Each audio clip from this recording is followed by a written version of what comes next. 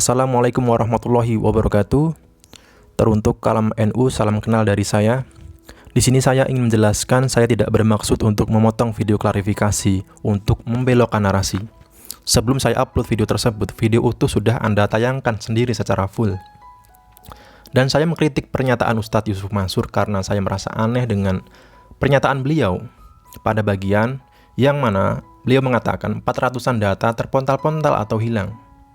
Jangankan 400, satu orang saja itu sudah fatal menurut saya, apalagi sampai 400. 400 data hilang itu artinya 400 orang menanti dan menunggu dalam ketidakpastian. 10 juta, 20 juta, mungkin Anda anggap sepele, tapi bagi orang lain dan bagi saya sendiri itu sangat berharga. Jadi jangan meremehkan data apapun yang menyangkut hak orang lain. Misal 400-an data kali satu investor dengan sertifikat senilai 10 juta, tinggal kalikan saja nilainya berapa. Kemudian, terkait ibu yang sempat bertemu Ustadz Yusuf Mansur dan mengilustrasikan dengan membandingkan jika 10 juta dia pakai untuk usaha sendiri, beliau bisa mendapatkan keuntungan yang lumayan besar dalam kurun waktu hampir 10 tahun. Ya saya rasa wajar saja. Tapi saya sudah konfirmasi itu hanya ilustrasi. Namun menurut beliau, sekali lagi itu hanya ilustrasi, dan Ustadz Yusuf Mansur terlebih dahulu emosi lalu menyerahkan kepada pengacara. Namun itulah resiko yang harus Ustadz hadapi karena ribuan investor memiliki karakter yang berbeda dan persepsi yang berbeda. Ada yang menerima apapun keputusan dan tindakan Ustadz, mungkin juga ada yang kritis. Sekali lagi saya tekankan, karakter dan sikap satu investor tidak bisa dianggap mewakili semua investor. Mungkin ada di antara mereka yang menerima keadaan, namun kecewa. Mengapa hotel yang sudah berdiri tidak dimaksimalkan marketingnya, promonya, sehingga hotel bisa beroperasional dan menguntungkan? Dan ini, maaf menurut persepsi saya, kenapa hanya ibu itu yang ditawarkan untuk disekolahkan anaknya? Kenapa tidak semua investor? Bukankah ini sama saja tidak adil jika investor lain mengetahui, padahal sama-sama investor? Kenapa bentuk tanggung jawabnya berbeda? Apakah hanya untuk meredam sikap ibu yang kritis tersebut? Ya, sebenarnya saya sudah jengah melihat perkembangan kasus ini, namun saya kecewa dengan sikap tindakan Ustadz Yusuf Mansur yang acuh terhadap mereka yang mengaku mengalami kerugian karena berbisnis dengan Ustadz Yusuf Mansur. Dari mulai JBN yang terkait batu bara, Moyafidi, tabung tanah, patungan usaha. Saya, Pak, mendengar satu orang saja merasa dirugikan karena saya. Satu saja orang menangis karena saya. Satu saja ada orang yang kerabat, teman, shock sampai meninggal karena saya, berbisnis dengan saya. Saya merasa diri saya bukan manusia jika saya mengabaikannya. Jika saya ada di posisi Ustadz, maka akan saya datangi orang-orang tersebut dan menyelesaikan apa yang perlu diselesaikan secara baik. Jika ada data yang hilang, maka saya akan buat pemberitaan di media secara masif dan membentuk tim untuk menemukan mereka, bukan menunggu jika dia datang. Jika ada yang mengaku telah berjasa atas keberhasilan saya dan kini orang itu kecewa, maka saya akan mengunjungi orang tersebut dan meminta maaf secara langsung dengan penuh etika. Apalagi jika orang tersebut usianya jauh lebih tua dari saya. Mungkin orang itu ada salah. Namun meskipun saya merasa benar, saya akan dengan lapang dada mengakui masih banyak kekurangan. Saya akan berebut mengakui kesalahan terlebih dahulu dan bukan berebut pembenaran. Ya, itulah yang saya anggap cara menyelesaikan di dalam Islam, menyelesaikan masalah di dalam Islam. Video klarifikasi akan saya tayangkan full supaya saya tidak terkesan dianggap sengaja mengubah substansi untuk tujuan tertentu. Silakan nanti teman-teman nilai sendiri. Saya yang masih bodoh ini meminta maaf jika ada pernyataan yang kurang berkenan. Mari berebut mengakui kesalahan dan bukan berebut pembenaran. Wassalamualaikum warahmatullahi wabarakatuh. Saya Yusuf Mansur. Saya ulangi tuh. Makan aja susah. Hidup belangsat. Nama bau. Sekarang juga nama sebagian bau. Ada yang nuduh begini, nuduh begitu, investasi bodong lah. Nyanyi mulu di komen Instagram, di komen YouTube. Nyanyi mulu di komen Facebook, kayak tahu aja siapa saya. Cuman dari berita doang, ya lah. Bau, tapi dulu mah bau asli. Lah kalau sekarang mah kagak bau asli, gue udah mandi. Ya alhamdulillah kalau masih ada yang nuduh begini nuduh begitu ya biarin dah. Ya bukan hoak juga, emang itu kan emang kerjaan orang aja, namanya orang nyari salah, siapa juga yang kagak ada salahnya. Iya, dulu baunya bau bener, bau asli. Kalau sekarang mah cuman bau diomongin, kagak bau asli. Ada orang misalkan nagih ke saya, istilahnya begini, saya kadang ya terima kasih lah sama Allah ya, alhamdulillah biar juga hati nggak merasa gimana-gimana juga gitu. Nggak sombong, nggak tinggi hati gitu. Saya dulu pernah bikin Hotel City. Terus ada hampir 3.000 orang ikut. 2.500 orang beres. 400 berapa ya begitu belum beres. Karena data terpontal-pontal, data hilang apa segala macamnya. Itu juga kalau ada yang datang minta dipulangin ya karena satu dan lain hal ya secara usaha bisnis ya namanya usaha bisa jalan bisa kagak bisa lancar bisa kagak. Nah itu juga yang belum selesai nih, nggak bandingannya juga yang selesai 2.500. Kalau emang kita mau bau ya mestinya 2.500 tuh tidak ada satupun dong yang pulangin atau emang kemakan semua duitnya sama saya, enggak. Beres. Pokoknya ada yang nyaut juga gitu pulangin aja kita lebihin, nggak pernah nggak dilebihin. Terus ada misalkan ada satu ibu, saya pernah datang ke rumah, terus saya bilang kenapa emang mau diambil duitnya? Cerita buat anaknya sekolah, anaknya nyantren. Terus saya tawarin, baik-baik saya tawarin.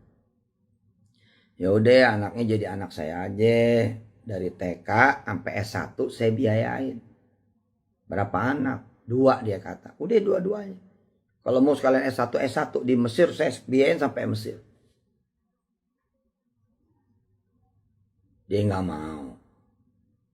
Lebih milih nyanyi di YouTube. Lebih milih kemudian nyerang di YouTube. Nah itu yang saya bilang. Bau ya. Kalau dulu bau asli. Jelek asli. Kalau sekarang mah bau karena diomongin doang. Soal persepsi misalnya. Soal apa ya biarin aja dah. Tentang berita saya begini begitu. Punya kejelekan ini kejelekan itu. Payah. Penipu, pembohong. Makan duit orang. Nah. Itu bener aja udah. Supaya teman-teman doain saya. Supaya saya nggak jadi seperti yang dibicarakan, nggak jadi seperti yang diomongin. Ya kok teman-teman nih denger nih, lihat YouTube kayak apa kayak Yusuf Mansur begini begitu, ya itu tanda teman-teman mesti doain saya begitu. Ya mudah-mudahan si Yusuf Mansur nih jadi orang bener, jadi orang baik, nggak jadi penipu gitu. Nah, sekaligus buat yang merasa ketipu, kan rumah saya ada. Pesantren saya itu kebuka 24 jam. Ya main aja ke rumah ngomong baik-baik. Nah. Oh susah ditemuin. Masa sih? Mau saya di TV ya ada mulu. Di Instagram on terus. Posting banyak bener. Kalau emang ada urusan. Pengen diselesain. Ya pasti selesai. Nah ini ada yang emang gak pengen selesai, pengennya rame mulu, ya mau gimana lagi? Ya udah, kecuali terima aja udah. Tapi sekedar berita gembira buat teman-teman semua gitu kan ya. Ini yang kasus Hotel City misalkan 2.900 lebih. Nah 2.500 udah dipulangin, udah diurusin, dilebihin juga dikit. Ada nih 1, 2, 3, 4, 5, 6 ya namanya juga data, ada yang kepontal-pontal. Nah data ini kepegang sama si A, si B, si C, itu diolah ya gak ngerti dah. Pokoknya saya mah terbuka 24 jam ada. niatnya bahaya loh ya, kan ada yang datang niat berantem. Ya, yang tadi saya cerita, dulu naruh 10 juta, terus saya bilang, buat apa duitnya kalau ditarik? Buat sekolah anak. Terus saya bilang, ya udah ayo, saya jadiin anak saya. TK, SD, SMP, SMA sampai S1 nggak usah mikirin biayanya, sama sekali nggak usah mikirin. Dan antar kemari jadi anak saya, asik kan? Ini rupanya niatnya nggak begitu. Ya nggak tahu ya, kita nggak boleh baca wilayah niat orang sih. Terus kemudian saya mendapati beliau ngomong di YouTube begini begitu, ya sudahlah. Ya udah, mau diapain? Ustadz jelek lo, ya nggak apa-apa tuh gue nyisir gitu. Bohong lo, ya udah ntar gue tobat dah. Makan duit orang lo, ya Allah. Allahumma sholli wa sallim wa barik ala sayyidina Muhammad wa ala ali sayyidina Muhammad. Ya udah dah. Ya udah pokoknya terima aja dah. Udah Yusuf Mansur banyak salahnya, begitu aja dah. Doain dah, doain. Kalau teman-teman ngelihat kejelekan saya diumbar-umbar, alhamdulillah gitu. Aslinya mah lebih dari itu gitu. Lebih dari itu. Ustadz kok bahas duit mulu tuh kata Randi Pratama. Bahas politik kek. Ayo coba. Kapan saya pernah bahas duit tok. Saya pernah bahas tentang kekayaan tok. Ayo kapan coba. Buktiin deh. Kapan saya pernah bahas bisnis tok. Nggak ada. Kita bawa semua ke Allah. Secara orang butuh duit. Gitu ya dek. Orang tuh butuh duit. Butuh dianterin. Nih loh kalau mau nyari duit begini caranya. Nih loh kalau butuh duit datangnya ke sini. Caranya begini, begitu, gitu.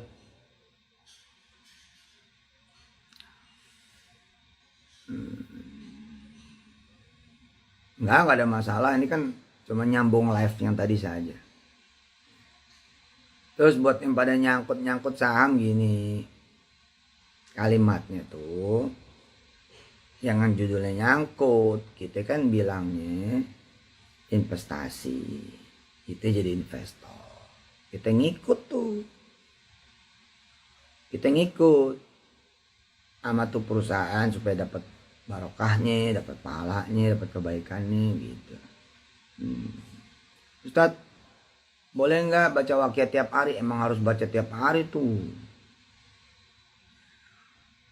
Oke, kita doa dulu yuk sebelum kita udahan. Kita doa yuk. Yang pada pengen punya jodoh, biar berjodoh. Amin. Yang pada pengen punya anak, biar dikasih anak. Ya. Yang pada pengen kaya, dikasih kaya mau.